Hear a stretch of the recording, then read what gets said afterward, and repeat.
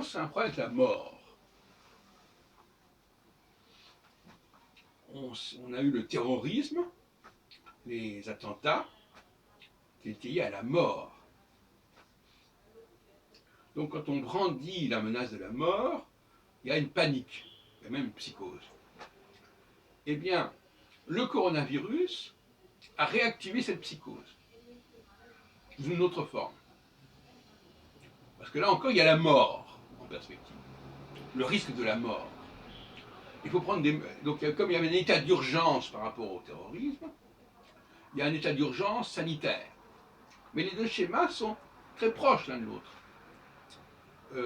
L'idée de mourir, l'idée de mort, va conduire à prendre des mesures exceptionnelles.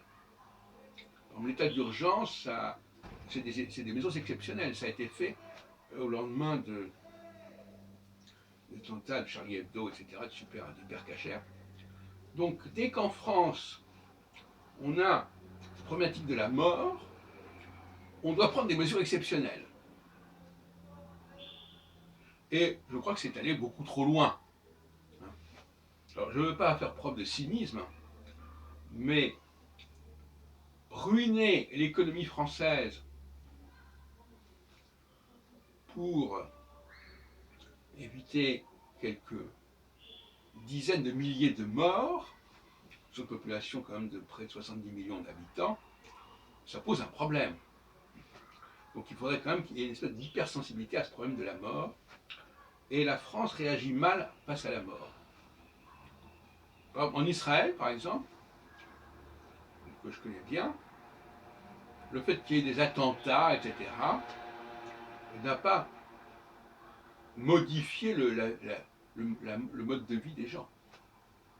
Ils en avaient pris leur parti. Ils savaient que ça pouvait se produire. Donc, il faudrait s'interroger à ce sujet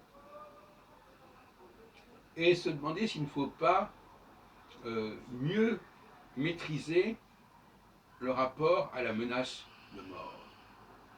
Que ce soit pour le terrorisme, que ce soit pour un virus, que ce soit pour autre chose.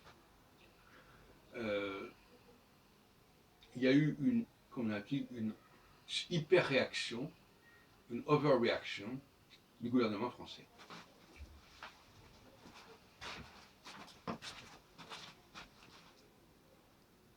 Sans parler de l'impréparation, etc. Bon, c'est un problème.